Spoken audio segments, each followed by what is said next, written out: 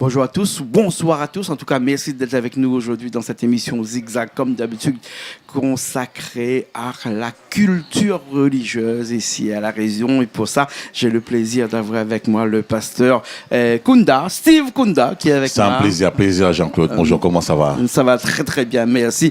Aujourd'hui, pasteur, on est accompagné aussi, on est accompagné par Olivette. Olivette. Comment ça va, Olivette? Bonjour Jean-Claude, bonjour pasteur. Bonjour, c'est un grand plaisir. D'être avec vous cet après-midi.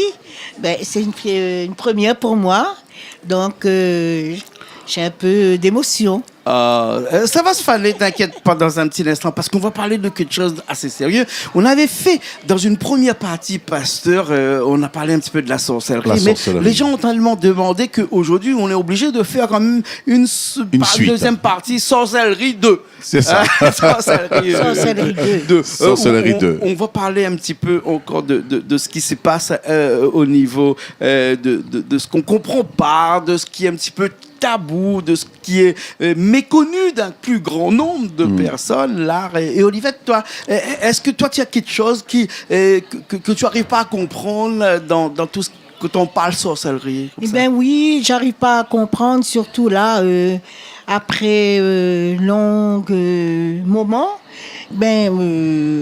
chacun d'entre nous réfléchit à sa manière, et surtout là, un événement donc qui préoccupe la société, soi-disant la religion catholique, avec l'abbé Pierre. Tout ce qu'on entend de dire oui, là, c'est d'actualité actuellement. Donc l'actualité en ce moment, que tout le monde entend, que l'abbé Pierre a eu des relations avec des femmes. Donc je suis triste pour cela. D'accord. Donc j'aimerais bien essayer de comprendre. Ouais. On est un petit peu en dehors de la sorcellerie, là, pasteur. Mais c'est vrai que, pasteur, un homme reste un homme, ou bien sinon, dans sa vie, que ce soit religieuse ou la vie de tous les jours, il peut commettre quelques défauts, quelques erreurs. Oui, bien sûr, un homme reste un homme. Quand je parle de l'homme, bien sûr, il ne faut pas stigmatiser, stéréotyper l'homme masculin. Je parle de l'homme du grand H. L'homme aussi bien la femme. La femme est sujette à faiblesse. L'homme est sujet aussi à faiblesse. Parce que l'homme n'est pas parfait. La femme n'est pas parfaite. Parce que nous avons la semence en nous. Malheureusement, c'est un petit peu ça. C'est aussi le grain ou la semence ou la racine de la sorcellerie qui est dans chacun d'entre nous. La Bible en parle, et cette racine, c'est ce qu'on appelle le mal. Oui. La racine de l'arbre de la connaissance du bien et du mal qui pousse l'homme, en fait, à avoir ce côté obscur en lui-même et en même temps aussi ce côté positif, ce qui lui permet parfois de faire le bien et de faire le mal. Alors, pour revenir à l'actualité, je n'ai pas spécialement suivi cette actualité en ce moment, mais je pense que je vais me mettre au diapason. Mais ceci étant, c'est vrai que je dirais là où le bas blesse, par exemple, dans le catholicisme, moi je fais la part des choses entre les ismes et puis les ismes qui sont en fait les traditions, les coutumes, toutes ces choses-là, et bien sûr les laïcs, les personnes qui pratiquent simplement la religion. Et le problème, c'est que nous avons des dogmes qui ne sont pas des commandements de Dieu, qui sont des commandements d'hommes.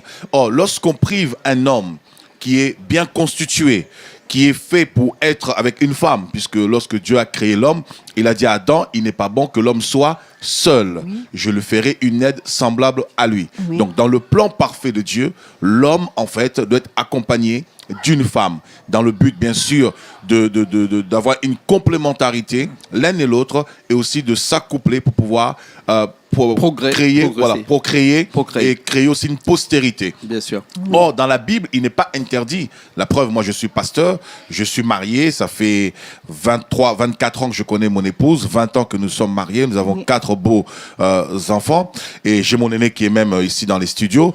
Et en tant que pasteur, je suis marié parce que Dieu n'interdit pas aux pasteurs de se marier, parce que justement, ils sont des hommes. Et en tant qu'hommes, il y a aussi ce côté que Dieu a créé en eux. Ils ont besoin de ressentir de l'amour, de l'affection. Tout à l'heure, tu disais en commençant cette émission que c'était ta première, tu avais beaucoup d'émotions. Ben, nous avons tous une part d'émotion parce que nous avons une âme, nous ne sommes pas des robots. Et c'est vrai que lorsque maintenant on va à l'encontre de ce qui est nature, on crée ce qu'on appelle le contre-nature, et là, ça amène des dégâts. D'accord. Olivier, Merci, dis-moi un petit pasteur. peu, hein, toi qui a toujours été dedans, mais tu penses quoi que les prêtres, d'après toi, ils doivent se marier ou pas se marier? Eh bien, moi, je dirais que les prêtres doivent se marier. Tout à fait. Se marier, pourquoi? Parce que Dieu... Pour éviter les dérives. Voilà, pour éviter Les dérives. les dérives, tout ce qui arrive. Oui. Et aussi, moi, je dis, ils devraient être mariés, les prêtres. Parce que Dieu lui a créé l'homme et la femme. Hein, donc, un homme reste un homme, une femme reste Bien sûr, une femme. bien sûr. Donc, ils doivent se marier. Mais alors, pasteur, quelle est la différence entre un pasteur et un curé, un prêtre catholique? Très bonne question. Alors, c'est vrai que quand on regarde bien dans la hiérarchie catholique, si on remonte, il faut bien comprendre, lorsqu'on parle de catholiques, Oui. les catholiques, ce sont les assistants, ce sont les pratiquants.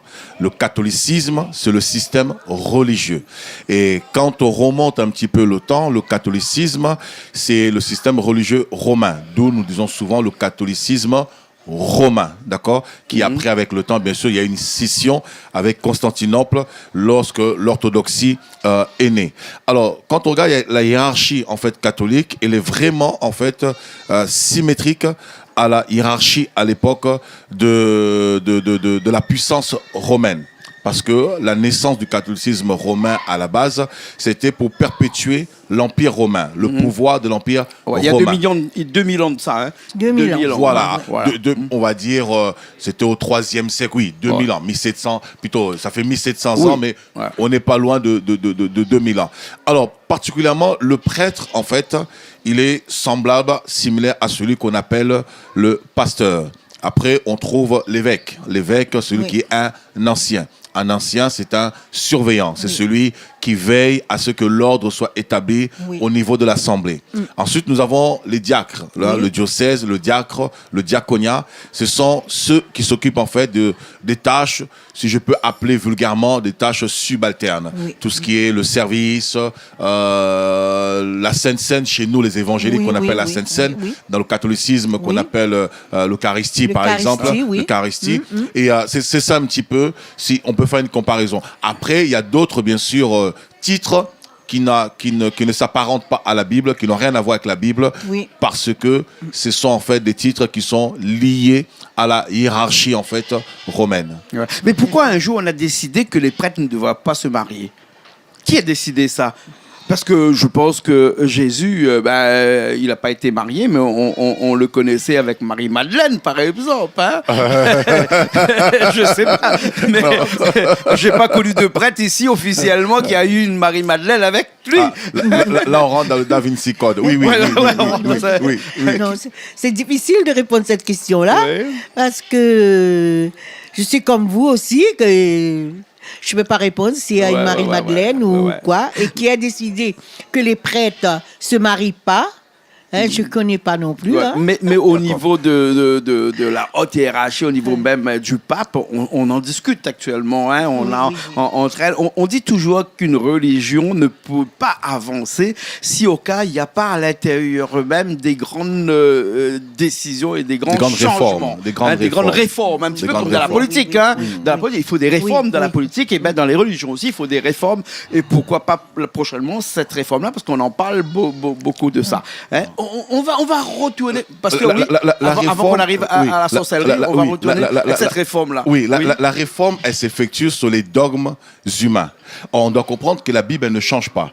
La Bible déclare dans le livre de Matthieu 24, 45 notamment, Jésus lui-même dira, le ciel et la terre passeront, mais mes paroles ne passeront pas. Hein. Donc Jésus a dit, le ciel et la terre passeront, mes paroles ne passeront pas. point. Ça veut dire, on ne peut pas enlever un seul iota. Alors tous ces dogmes, ce sont des dogmes humains. Parce qu'à l'époque, on avait des eunuques. Les eunuques, c'était des personnes qui s'occupaient des affaires, en fait, impériales. Voyez, et ces personnes-là, en fait, pour ne pas mélanger la vie civile avec les affaires de la royauté, alors ces personnes étaient castrées. Ces personnes avaient fait le choix de se castrer pour ne pas se marier, ne pas avoir des rapports avec des femmes, pour vraiment s'occuper de la gestion des affaires, en fait, impériales. Alors, le catholicisme, c'est basé un petit peu là-dessus pour que les prêtres soient totalement consacrés, pour qu'ils ne puissent pas se distraire. Mais cela n'est pas un commandement de Dieu, puisque la Bible dit, il est bon que l'homme se marie pour ne pas qu'il brûle. Et d'ailleurs, l'apôtre Pierre, il dit clairement dans 1 Timothée chapitre 4, là c'est l'apôtre Paul qui parle, il dit, ils vous prescrivent de ne pas se marier et il se base simplement sur le commandement d'homme. Donc ce n'est pas des commandements qui viennent de Dieu, c'est des commandements qui viennent d'hommes. Et d'ailleurs, dans le livre de 1 Timothée chapitre 3, l'apôtre Paul qui donne les directives, les grandes lignes par rapport à l'organisation, la structure de l'Église, il dit l'évêque qui veut être évêque ou qui veut être pasteur, il doit être le mari. Ça, c'est impératif, c'est obligatoire. Je peux lire ou je peux... Bien sûr, Okay, tu peux lire, pas de problème. Okay. Alors, nous passage sommes dans de la Bible Bien sûr, qui définit tout ce que vient de dire le pasteur. Bien sûr. Alors, nous sommes dans sur 1 ça. Timothée chapitre 3. Il dit, cette parole est certaine. Si quelqu'un aspire à la charge d'évêque, il désire une œuvre excellente, il faut donc que l'évêque soit irréprochable, mari d'une seule femme, sobre, modéré, réglé dans sa conduite. Donc, ce qui veut dire que, quelque part, dans la Bible, on peut se marier. Ah, c'est pas qu'on peut, on doit se marier. On doit se marier. Voilà, On doit bien se sûr. marier. Dans la Je Bible. suis pour, hein. Ah ouais. Si on ne se marie Oui. pas, c'est parce qu'il y a une instruction spéciale de Dieu par rapport à la personne. Mais ce n'est pas une règle générale, c'est une exception. Ah ouais. C'est-à-dire lorsqu'une personne ne se marie pas, un pasteur, un dirigeant, un dignitaire de l'Église, lorsqu'il ne se marie pas, comme l'apôtre Paul, Jésus lui-même n'était pas marié, l'apôtre Paul n'était pas marié. On voit par exemple le prophète Jérémie, Dieu lui dit, dans ce lieu même, tu ne prendras pas de femme. Ça, c'est une prescription que Dieu donne, qui n'est pas une règle générale, mais qui est une prescription libérée pour la personne par rapport à la mission que la personne doit accomplir. Alors, pour revenir à l'histoire de Marie de Magdala, alors là, on retombe un peu dans le Da Vinci Code qui nous faisait comprendre que... Mais Marie de Madeleine est dans la Bible. Hein. Non, elle est dans la Oui, Bible, oui, ça, il elle n'y a est dans pas la de Bible. souci. Oui, oui. Dans Jean chapitre 12, Jésus a dit, partout l'évangile sera prêché, dans le monde entier, on parlera de cette femme, par rapport à l'acte prophétique qu'elle avait posé, parce qu'elle était au service de Jésus, comme plusieurs femmes, comme sa sœur qui s'appelait Marthe, comme son frère Lazare, comme plusieurs. Dans Luc 8, on nous parle de plusieurs femmes qui servaient Jésus dans son ministère, qui l'assistaient par leur bien.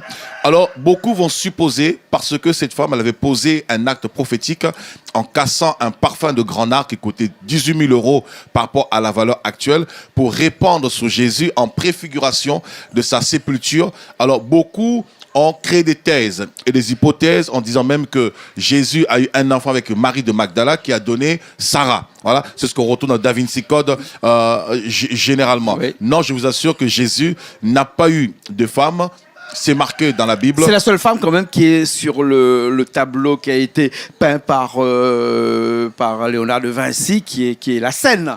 Hein, je sais pas, vous connaissez la scène. Hein. Oui, mais... Lorsque Jésus fait son dernier repas, il n'y a que des hommes, c'est les 12 apôtres, il n'y a qu'une femme, c'est Marie-Madeleine. Oui, mais ça sort d'où ça sort d'où ça c'est de l'imagination de Léonard de Vinci. Voilà, donc je le respecte pour son art, pour sa pratique, sa discipline, mais je veux dire, ça reste purement imaginaire. Ouais. Lorsque nous lisons la Bible, dans Marc chapitre 14, Jésus va célébrer la dernière scène avec ses disciples. Il ne va pas avoir une femme, il y aura juste les 12 disciples qui vont être avec lui. Et c'est vrai que lorsque Jésus s'est entretenu avec une femme en étant seul, par exemple, c'est la femme samaritaine. Dans Jean chapitre 4, cette femme qui avait 6 hommes, et Jésus lui dira, tu as eu plusieurs hommes, et celui même qui est avec toi, ce n'est pas ton mari. Et cette femme va être touchée, elle va se convertir. Alors pourquoi Jésus était seul avec elle?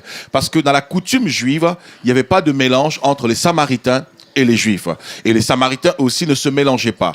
Et Jésus savait que s'il restait avec ses disciples, ils allaient contrecarrer son plan de sauver cette femme qui avait aussi besoin d'être sauvée. Et c'est pour ça il a créé une stratégie pour envoyer ses disciples aller chercher de quoi vivre, de la nourriture en ville, pour qu'ils puissent s'entretenir avec cette femme. Et à partir de là, cette femme a reçu sa délivrance, elle s'est repentie de ses péchés et elle a suivi Jésus. Et elle-même aussi, c'est elle qui a été la première à annoncer la bonne nouvelle de l'évangile dans toute la Samarie pour que tout le monde aille à la rencontre de Jésus. Bien sûr. Ça, c'est Jean, chapitre 4, à partir du verset 1 jusqu'au verset 35. Olivette, hein,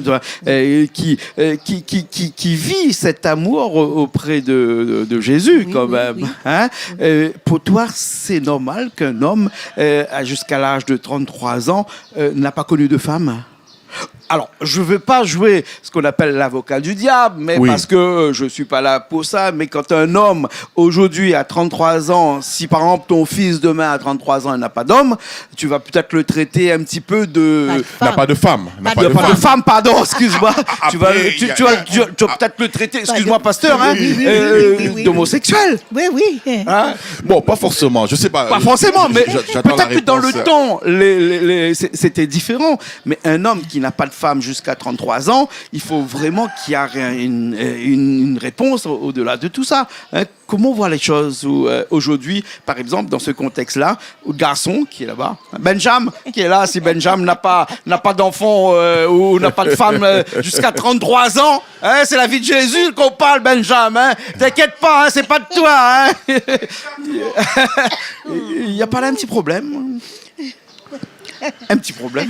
Un petit problème. Un petit problème. S'il n'y a pas de femme, il y a un problème. Un petit problème. Il y a un petit problème. Ouais, ouais, ouais. Mais comment on explique ça d'après vous? Parce que le pasteur va nous expliquer après. Le pasteur va sa nous version des expliquer. choses. Oui, Ça, oui.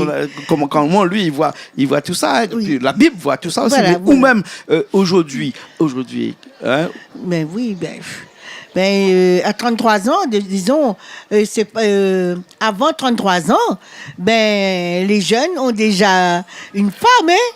et des enfants aussi. Et des enfants. Ouais, ouais, ouais, Donc, ouais. voilà. La majorité, La majorité. avant était à 20 Avant, ans, oui, oui. ça a été ramené à 18 Voilà, ans, et oui. on parle même aujourd'hui de ramener une majorité à 16 ans. À 16 ans, À 16 ans. oui, oui. Est-ce que d'après vous, à 16 ans, un marmaille, parce que moi, je m'appelle ça un Oui, marmaille, oui, moi, oui, oui, à oui. 16 ans, quelqu'un est adulte pour pouvoir avoir une femme, fonder une famille Ouais. et subvenir aux besoins de sa famille à 16 ans. À 16 ans, c'est trop jeune. C'est trop jeune. Trop jeune. Ouais, Il faut ouais. d'abord le garçon ou la fille qui est assez à 33 ans n'a pas de femme.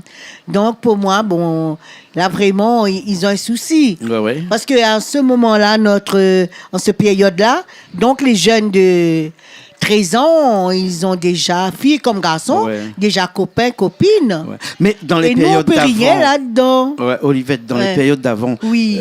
les filles avaient des enfants très jeunes aussi. 10 ans, 12 ans, 13 ans, grand maximum. On se mariait même jusqu'à Très cette tôt, époque-là. très Très tôt, tôt. C'est très triste, tôt, ça, Très c'est très tôt. tôt. Très tôt. Hein. Non, Ouais. c'était pas triste en fait C'est- parce que les époques ont évolué, les temps ont changé, les époques ont évolué. Aujourd'hui, comme disait Jean-Claude, on veut par exemple par rapport au consentement sexuel, par exemple. Hein. Moi, mes parents, par exemple, sont mariés très jeunes. Mes parents, ils sont mariés, ils avaient 15 ans, par exemple, mes parents. Ma mère, ma fille, il avait 16 ans. Vous voyez, donc... Et mon frère, mon plus grand frère, quand ma mère a accouché, ma mère avait 15 ans. Et moi aussi, j'étais jeune. Ah ouais. Oui, j'ai eu mon fils à 18 ans, il avait 9 mois. Ah ouais, ouais. Donc avant, il parlait pas, c'était tabou. Ah ouais. Donc nous, on savait rien. Vous voyez, donc les parents ne parlaient pas du tout ça, hein.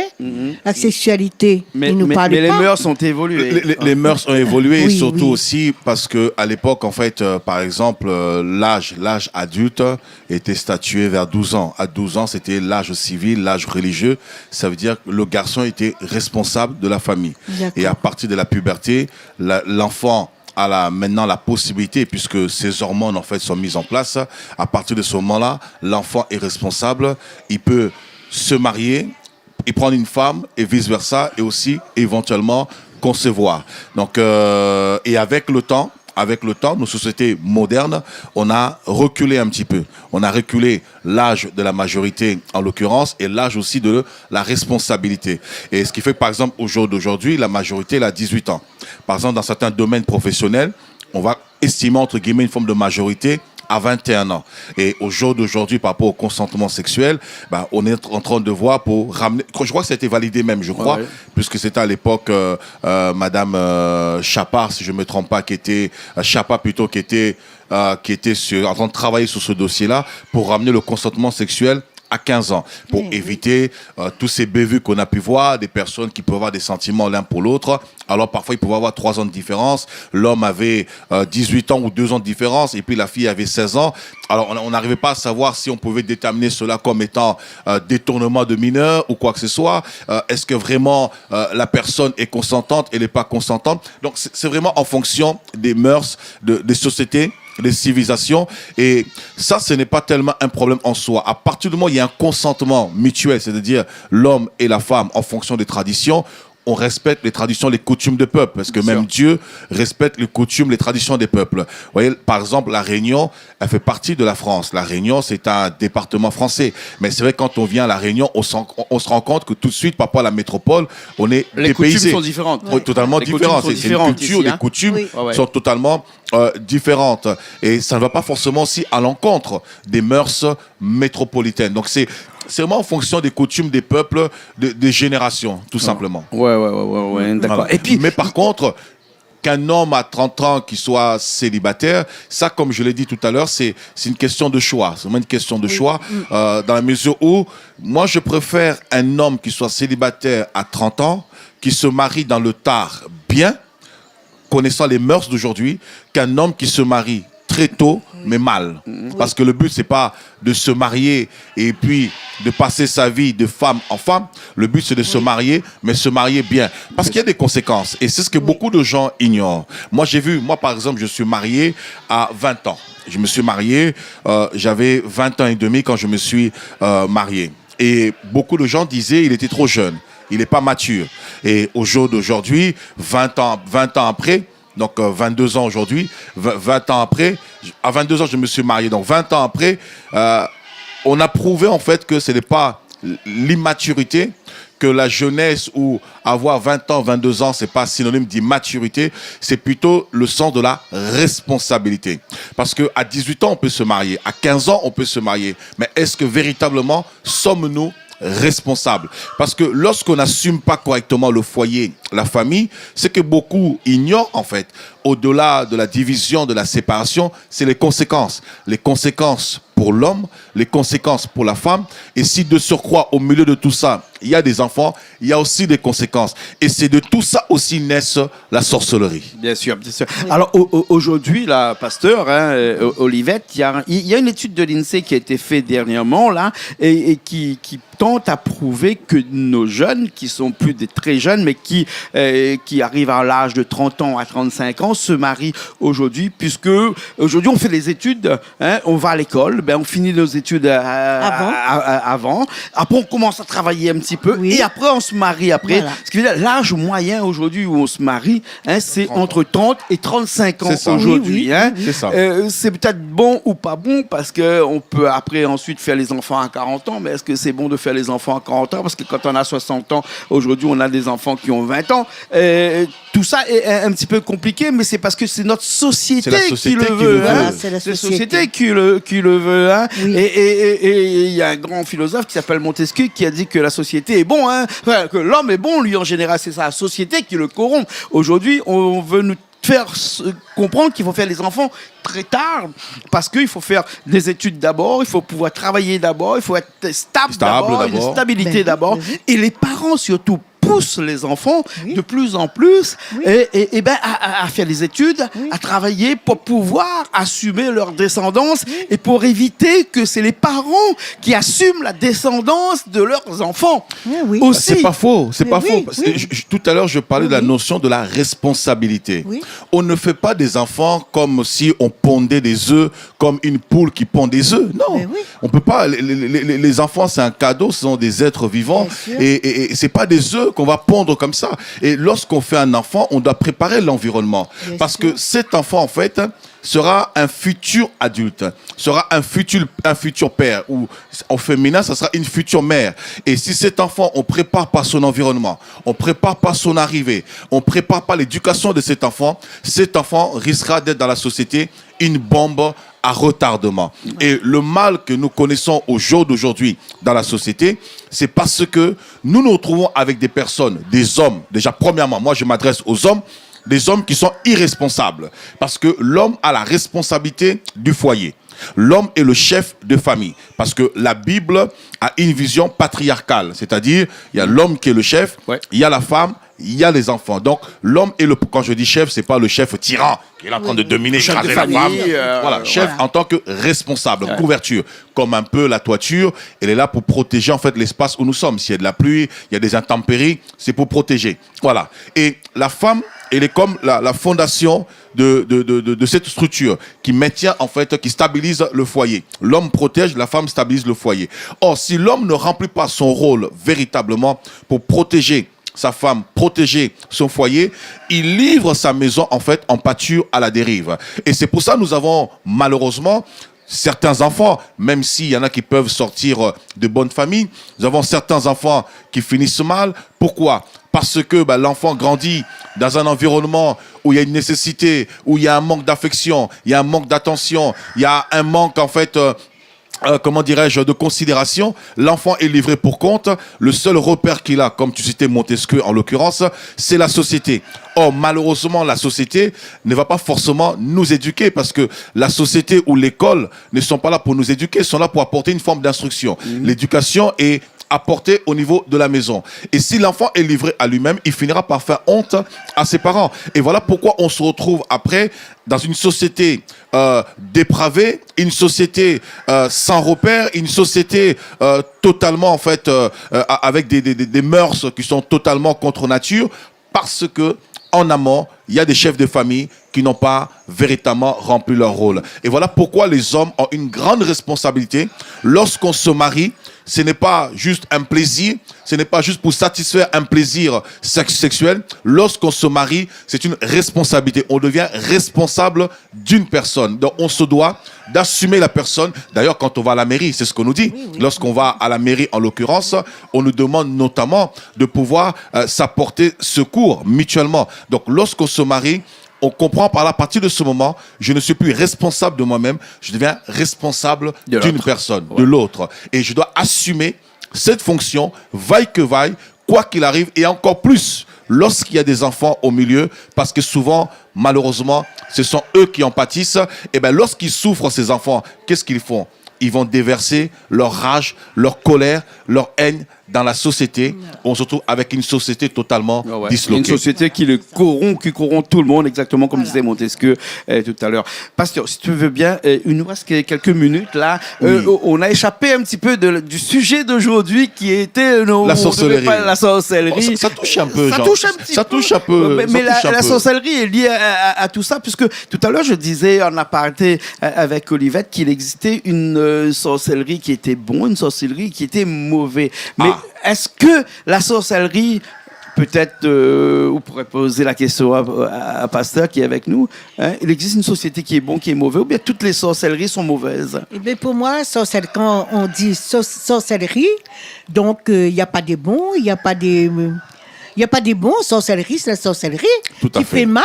Sorcellerie, c'est mauvais. C'est mauvais. Bon. Voilà, pour moi, c'est mauvais. Ouais. Quelqu'un qui fait de la sorcellerie, il n'est pas bon. Il n'est pas bon. Ouais. Il n'est pas bon. Il ne vit pas bien non plus. Ouais. Quelqu'un qui fait la sorcellerie, c'est quelqu'un qui n'est pas bien. Ouais. Pasteur, voilà. C'est vrai. Celui qui fait de la sorcellerie, il fait pas de la... parce que quelquefois, on dit on va voir un prêtre pour essayer de faire un sacrifice de poule, un sacrifice de coq, pour avoir la chance, pour réussir. Il y en a qui vont aller voir un marabout, qui vont aller voir un prêtre, qui va faire un sacrifice de coq, un sacrifice de poule, pour retrouver l'âme sœur. Mais ce que vous ne savez pas, c'est que le poule qui est sacrifié, c'est pas juste un animal. La poule qui est sacrifiée, c'est pas juste un animal. La poule qui est sacrifiée, c'est un être humain en substitut. Ça veut dire, lorsque la poule est sacrifiée, que le sang a coulé, il faut véritablement, plus tard, un sang humain coule. Donc, en sacrifiant cette poule, il y a une vie qui a été hypothéquée sur la terre. Il y a une vie qui a été réclamée. C'est-à-dire, il y a le sang qui a coulé et ce sang appelle la vengeance. Ce sang appelle la réclamation parce que cette personne, on l'a pas eu naturellement, on l'a eu de façon mystique. C'est-à-dire la personne n'était plus maître de ses sentiments. Lorsque le prêtre va faire sa cérémonie, toutes ces histoires sont simagrées, cette personne va se retrouver d'un seul coup, du jour au lendemain, de but en blanc, à avoir des sentiments. Ça, c'est la sorcellerie au niveau de l'âme. Alors, je pense que peut-être la prochaine fois, on reviendra en profondeur là-dessus. Il y a deux types de sorcellerie, quand même. Il y a trois types de sorcellerie. Il y a la sorcellerie au niveau de l'esprit, la sorcellerie au niveau de l'âme et la sorcellerie physique au niveau du corps.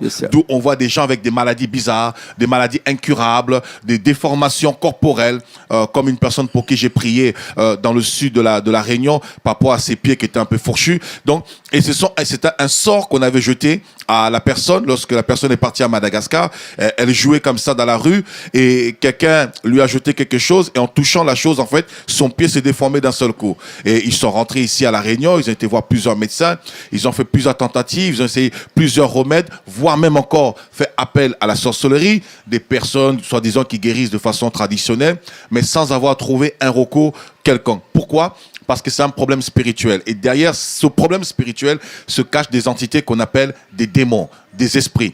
Or, ces esprits ne sont pas là pour faire ce qui est bon.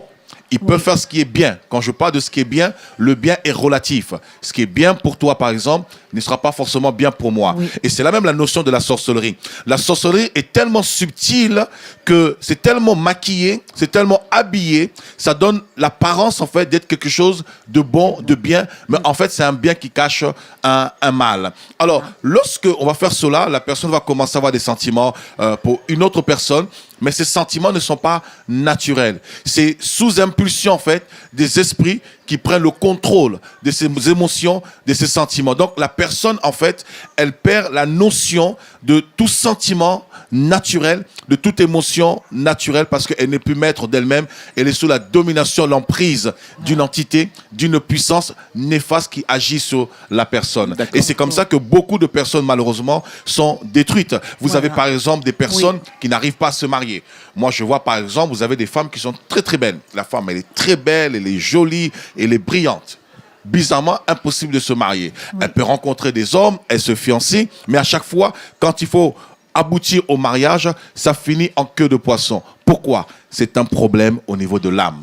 Parce que l'âme, c'est le siège des émotions. Pareil, nous avons des hommes qui sont très élégants, ils ont des vertus, ils ont tout ce qu'il faut, mais à chaque fois qu'il faut aller jusqu'au bout, ça n'arrive jamais parce que c'est un problème au niveau de l'âme. Et si ce problème n'est pas soigné par la délivrance, parce que la Bible parle de la délivrance, s'il n'y a pas une délivrance qui a été opérée, la personne sera liée toute sa vie. Voilà pourquoi beaucoup de personnes qui, malheureusement, sous cette terre, ne vivent pas la vie qu'elles sont censées vivre, mais elles vivent une vie par procuration qui n'est pas la leur. D'accord. Ce qui veut dire que, quelque part, le mal, il est là, il est présent sur la terre. Constamment. Constamment. On vit avec. On vit avec. Ça nous apporte du bien si, au cas on va demander, on va acheter quelquefois aussi ce bien-là. En fonction de quel côté parce qu'il y a on se positionne. Il y a des gens qui fait payer leur... Qui monnaie ça, bien sûr. Les marabouts, les voyants, quand on fait de la voyance, les gens ne comprennent pas cela. Quand on fait de la voyance, aujourd'hui, la voyance est reconnue comme une profession. Et c'est ça la folie, en fait.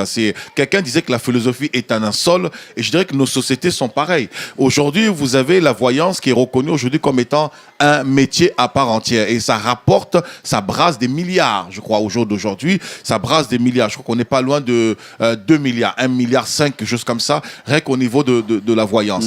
Quand on va faire de la voyance, un exemple simple, la voyance, quand on consulte un voyant, qu'est-ce qu'il va faire ? Il va faire ce qu'on appelle du spiritisme. Que ce soit des tarots qui retournent ses cartes, tout ce que vous voulez, c'est ce qu'on appelle en fait l'art divinatoire, c'est la divination. Ce voyant-là, vous allez le voir, vous allez le consulter. Il va vous dire, oui, Odette, je vois ton grand-père en 1950, il a fait un accident. Toi, tu es là, épaté. Waouh, mais comment il sait cela ? Mais en fait, c'est simple. Ce voyant-là, pendant qu'il fait la consultation, il fait des invocations. Il va faire des invocations et il va faire un voyage astral. Ce voyage astral, ça veut dire il sort de son corps et il rentre en contact avec les entités de ta famille. Or, dans chaque famille, parce que la sorcellerie est dans chaque famille est rattachée à la sorcellerie.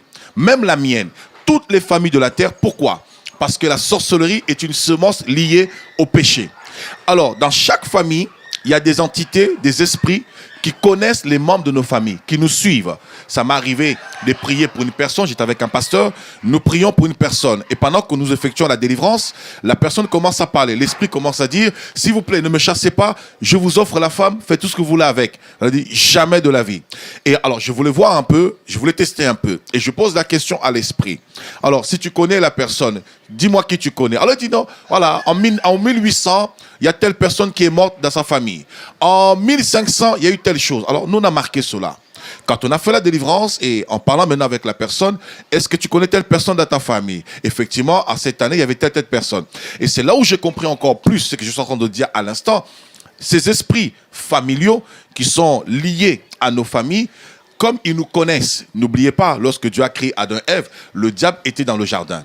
Lorsque Adam et Ève, ils ont péché, le diable connaît l'homme depuis sa naissance jusqu'à sa croissance. Et dans nos familles, ces esprits, ils connaissent notre parcours. Alors quand le marabout, le voyant, fait la consultation, parle avec vous, il rentre en contact avec les esprits familiaux de votre famille qui lui donnent les informations sur vous. Mais vous allez voir que ces gens-là, ce qui est bizarre, ils ne connaissent pas l'avenir. Oui. Ils vont vous donner des informations par rapport à votre famille et à partir de ce moment... Sur le passé. Ben, souvent sur le passé, parce Oui, que le oui, futur, il oui. n'y a que Dieu qui le connaît. Bien Ouais. C'est comme- Et à partir de ce moment, vous y croyez. Et lorsque vous croyez, là maintenant, il va vous donner un futur, mais qui est un faux futur. Un faux futur qu'on appelle des Grégoire. Un faux futur qui va être créé. C'est-à-dire, il va vous dire, voilà, dans un mois, il y aura un accident dans tel carrefour. Vous vous dites, ah, c'est vrai. Lorsque vous acceptez, qu'est-ce qui se passe maintenant? Les esprits vont maintenant rentrer en action pour créer l'accident. Ouais. Et quand l'accident survient, vous vous dites, waouh, C'était mon ça. marabout est trop fort. Il m'avait demandé combien? 100 euros, mais je vais lui donner 200 euros. Voilà. Hein. Et c'est pour ça qu'il y a des marabouts qui sont Ouais, assez riches.